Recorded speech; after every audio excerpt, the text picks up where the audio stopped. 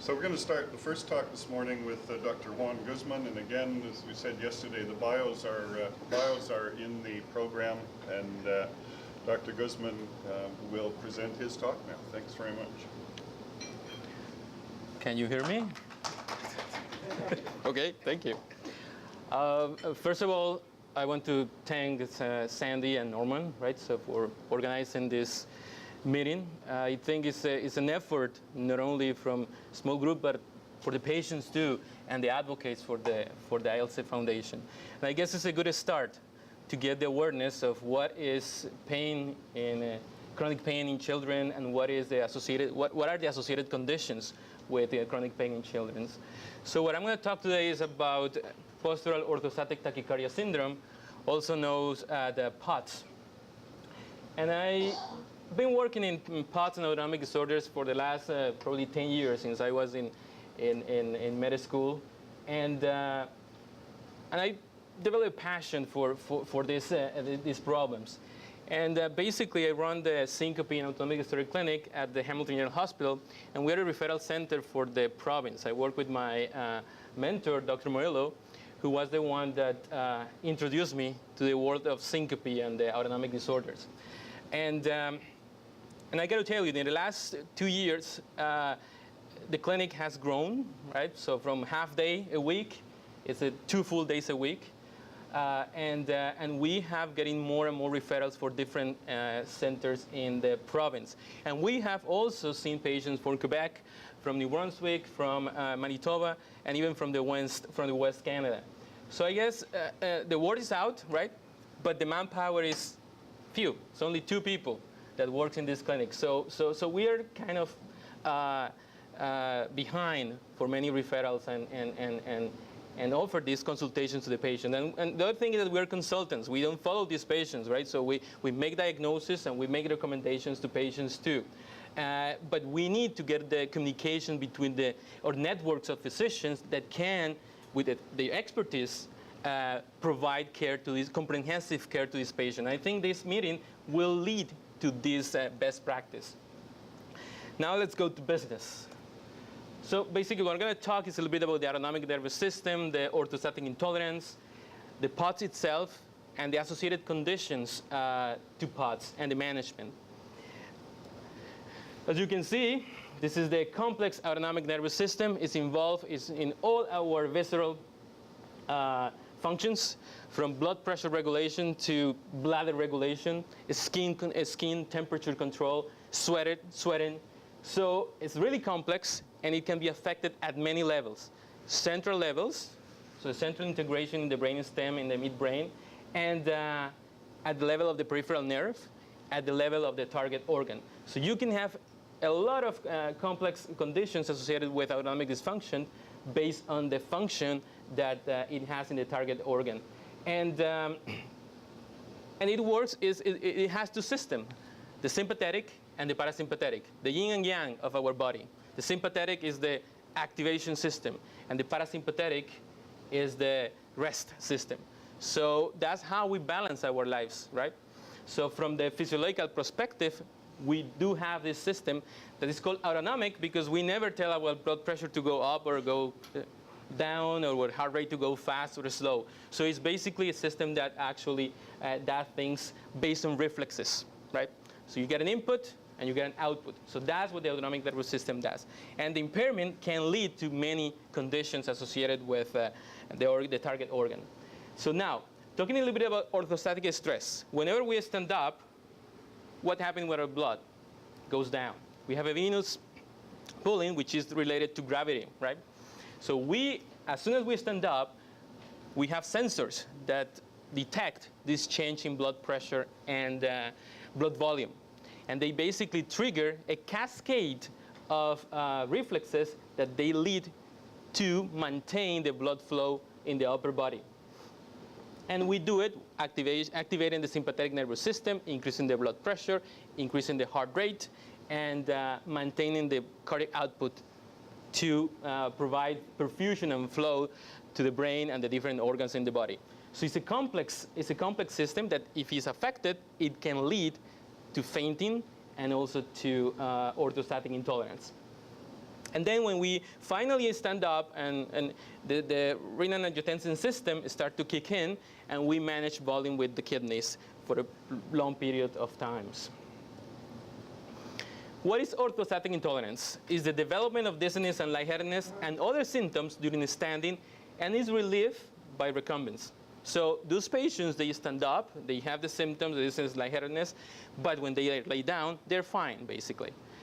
This is an abnormal heart rate and blood pressure response during standing. It's caused by inadequate compensatory mechanisms, right?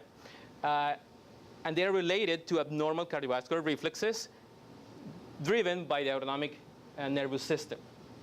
There is a blood volume depletion and abnormal redistribution of the blood. So these patients, instead of keeping the blood flow in the upper body, they keep the volume in the belly and in the lower limbs. Of course, we have the center of the consciousness in our reticular activation system in the brain, and when we don't get enough blood flow in that part of the brain, then we have dizziness and lightheadedness, and we even can faint and black out. There are other symptoms associated to orthostatic intolerance, and you name it. And if you can see, those are the symptoms that some EDS patients they have.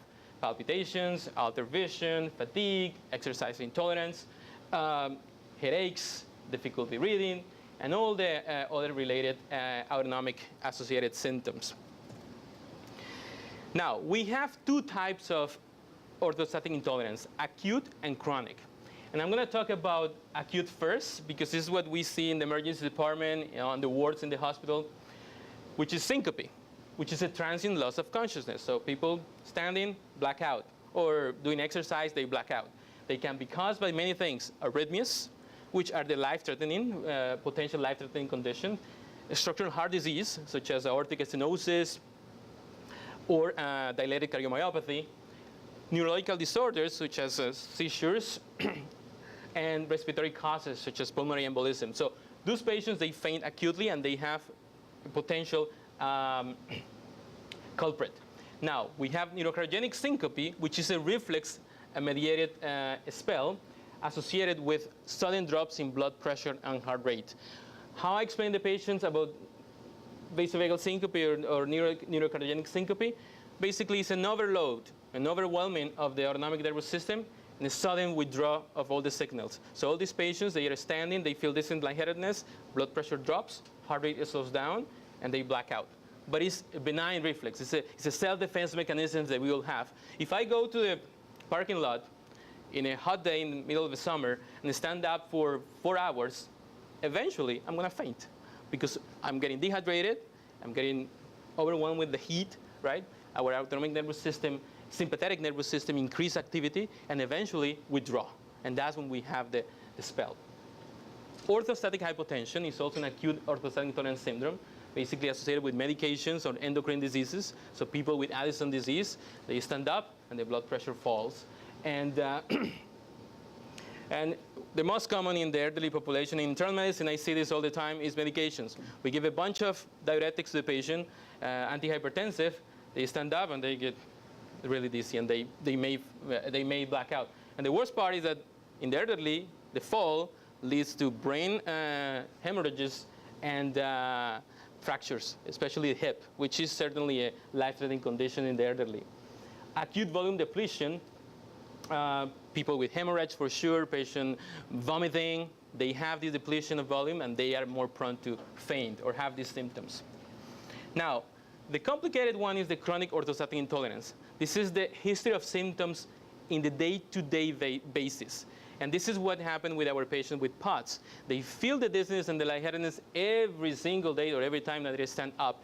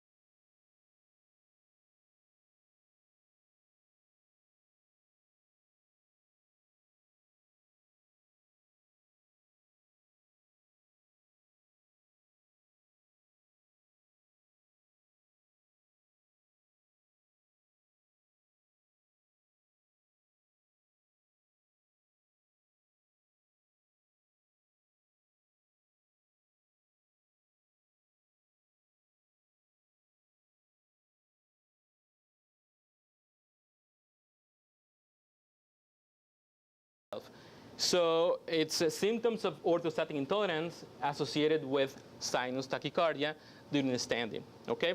So for the diagnostic criteria, we need this change in heart rate from baseline, supine baseline, to standing. That leads to exercise intolerance, extreme fatigue, dizziness, lightheadedness, fogginess in the brain, diminished concentration, nausea, headaches, presyncope, and of course, occasional syncope, which is the transient loss of consciousness. We talked about this before, disability, decondition, and associated mood disorders. Because imagine, you feel really bad every single day. You're not able to cope with the daily activities.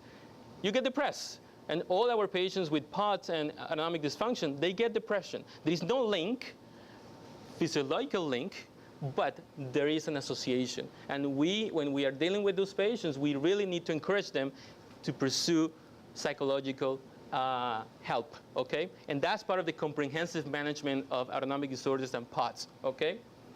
And we have the evidence for that. So Da Costa, Mendes da Costa was a physician. I like history, right? So who practiced in Philadelphia during the war, in the Civil War. And he was the first one that reported tachycardia associated with dizziness and headache during standing, right? And he published in American Journal of Medicine in 1871. I found a paper, actually. Somebody sent me a paper from the States. And he's the first one that report, right, these changes in heart rate and these symptoms associated with orthostatic intolerance and tachycardia. So in his paper, he pretty clearly described the changes in heart rate from 90 to 122 during the standing. Of course, at that time, we didn't have statistics, computers, so he couldn't do a formal study, but this was an observation that he picked in some of his patients. Now, the epidemiology is one of the most prevalent forms of chronic orthostatic intolerance syndromes in young adults. So it's based on the statistics from the United States, 500,000 Americans the year having POTS. If we make the calculations, right, and we divide it by 10, in Canada, we may have at least 60,000 patients with POTS. Of course, sometimes not diagnosed because the spectrum is high. There are some mild POTS and severe POTS presentations. At Hamilton General, since we started in 2003, we have seen at least 2,800 patients referred with orthostatic intolerance symptoms or syncope. And from that population, 6% probably, 160 patients, and they have diagnosis. We have diagnosed them with POTS. Okay, so we have a relatively good sample of patients, and female to male ratio is 5 to 1. Why? We don't know. And one interesting finding in the epidemiology of POTS is that it's more common in nurses. And I believe is one reason. They have more access to equipment, right?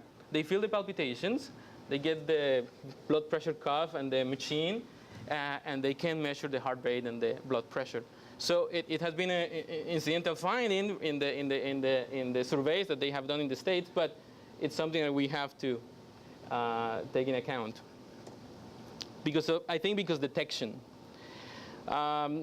The clinical criteria, basically, changing blood and heart rate more than 30 beats per minute from supine to standing. We have to be careful because in kids, the criteria is more flexible. So it's actually 40 beats per minute. It has to be a change to make the clinical diagnosis of POTS, okay? And of course, the associated symptoms, the dizziness, lightheadedness, the palpitations, the nausea, diaphoresis, and all these other signs that we can find in POTS.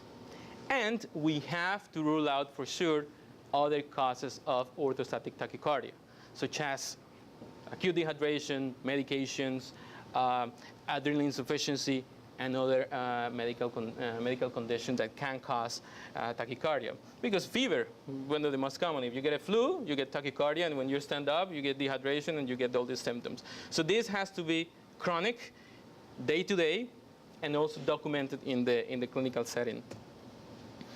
You can see all the symptoms here. I'm not going to name them, but you can see that the most common is the lightheadedness and the dizziness and the palpitations.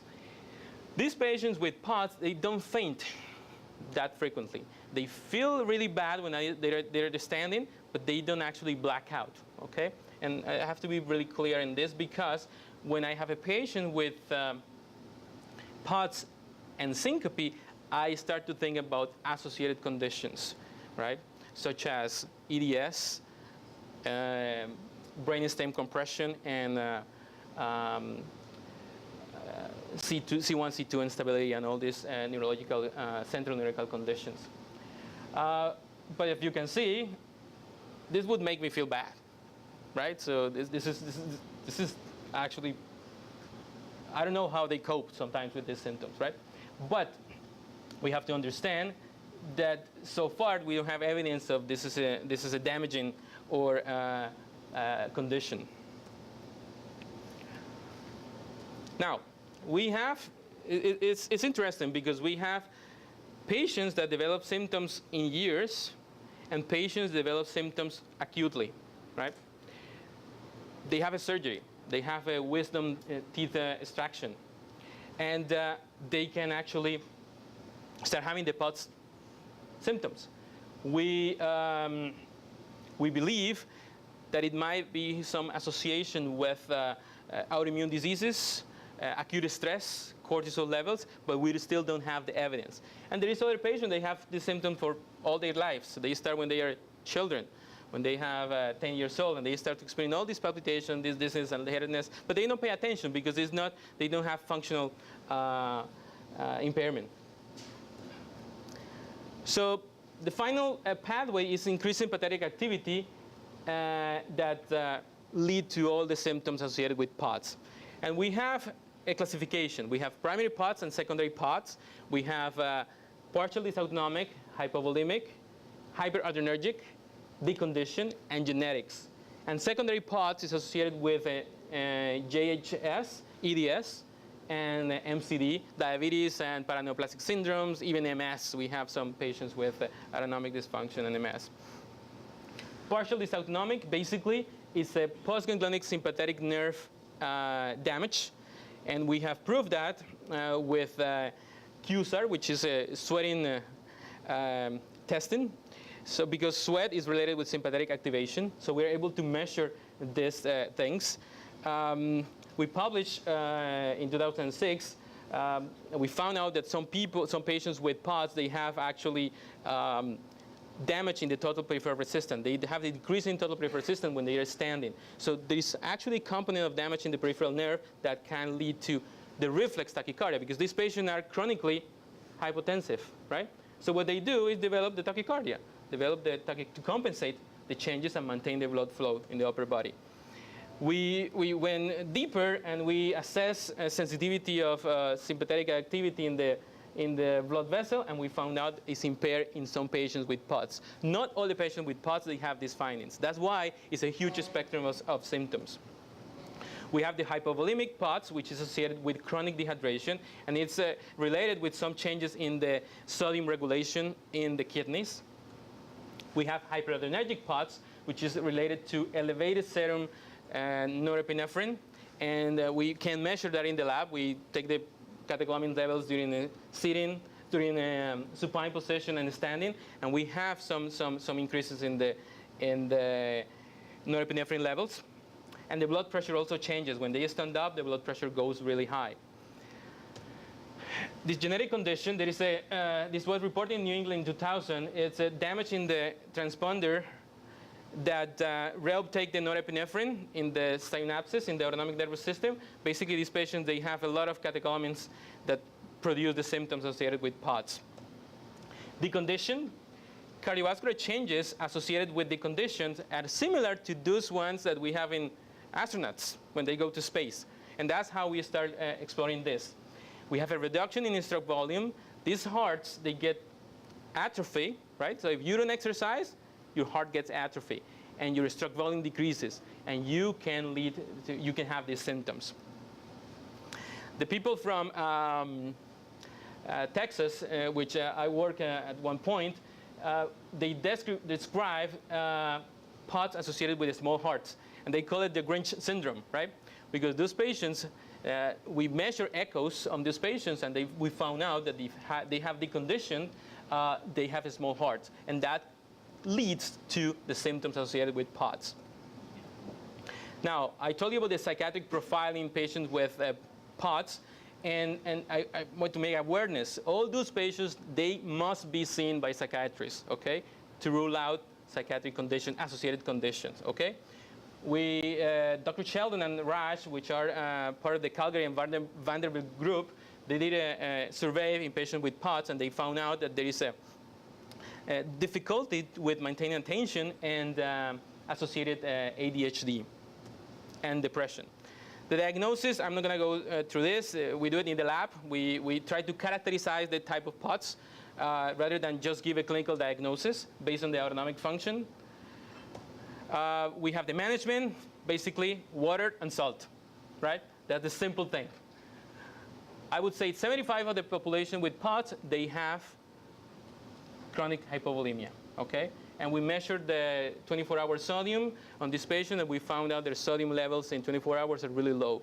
And we recommended to increase water and salt intake. And they improve. We also can do IV normal saline infusions in some patients. They're really difficult to control, but it's something that we do it rarely. Exercise. We have an exercise program that, again, we developed with the University of Texas. I was part of that trial. We have the Canadian Center in Hamilton. And we developed here in Hamilton and in Toronto Rehab, and now in Ottawa Heart Institute, a program for patients with POTS. It's a 6-week program, and we basically use recumbent bikes and rowing machines to progressively do the exercise. Okay, and I'm going to go through the pharmacological management because the evidence that we have in pharmacological management in POTS is poor, right? We don't have randomized controlled trials in POTS, unfortunately, right? And we're trying to get, because we don't have too many patients, right? So to power one of these studies is going to be really, really difficult. So we have only series of cases. So the evidence is quite poor, I got to tell you, in terms of pharmacological management. Now, there are secondary associated POTS conditions, such as mast cell activation and EDS. And I'm going to talk to these two, basically, because we are interested in those ones. From mast cell activation disorder, we have increasing histamine release and PHD2, and you can lead to episodes of dizziness and lightheadedness and syncope. The Vanderbilt group was the first one that associated POTS with mast cell disease. They don't have evidence of primary diffuse autonomic neuropathy. So they do autonomic testing, and they are fine from the autonomic perspective. But they found out that they have exaggerated histamine release. And this is what happened.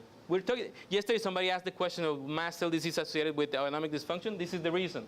So you increase the release of histamine, you produce vasodilatation. What you do is increase sympathetic activity. And when you increase sympathetic activity, you lead to orthostatic tachycardia, okay? And finally, I'll talk to EDS and JH, which is basically hypermobility syndrome associated with orthostatic tachycardia. The group Dr. Group, actually from Toledo, from the University of Toledo, was the first one that described this association.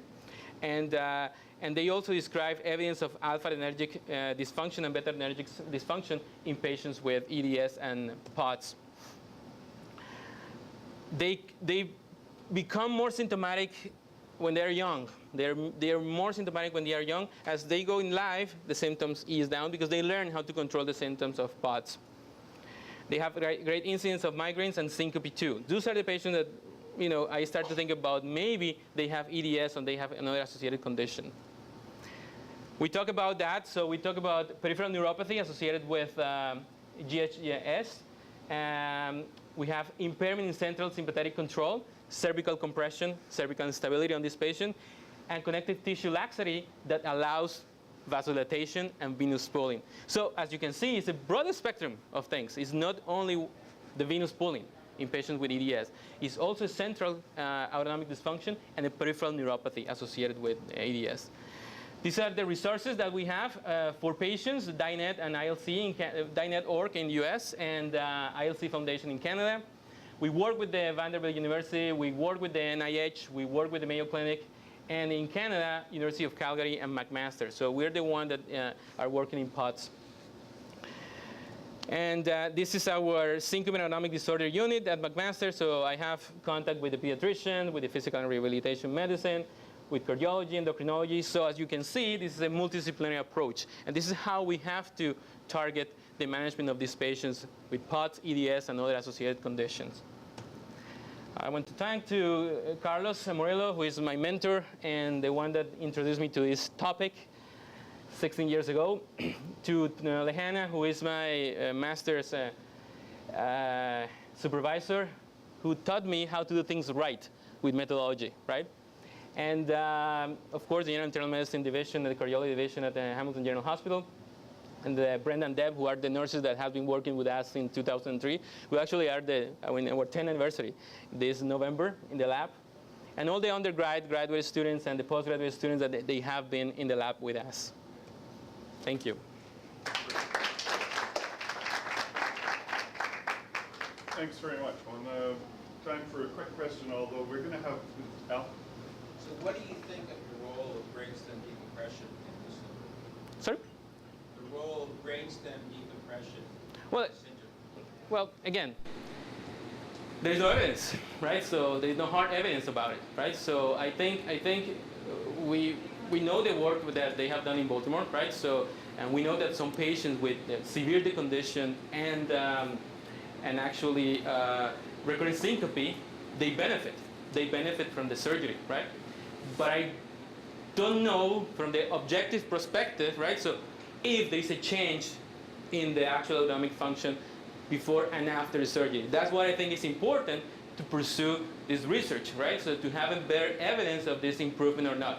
I do have an experience with only one patient, and the patient improved. The symptoms were gone. So I think it has a role, but still I don't think we have the evidence from the autonomic perspective that this actually make benefit in all the patients. And as you can see, it's multifactorial. Even if we decompress, some patients are going to continue fainting because they have other causes of POTS or autonomic dysfunction. So we have to be really careful selecting the population. I think what we should do is target the specific population that will benefit from the surgeries. Okay? We're going to have a couple of minutes after the next talk also as we set up to be able to video the 5-minute vignettes so that if there are more questions,